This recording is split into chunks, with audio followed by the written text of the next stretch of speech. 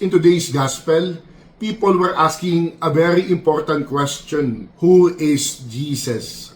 There is a beautiful moment in the life of Saint Francis of Assisi. One night, while he was praying, asked a very important question. Lord, who are you and who am I?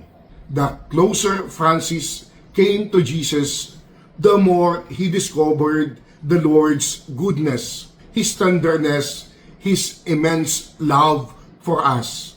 And in that night, Francis also discovered something about himself. He saw his weaknesses and his sins. But he realized that even in his smallness, he was deeply loved by God. Brothers and sisters, this is what happened when we truly encounter Christ, knowing Him, loving Him, and serving Him.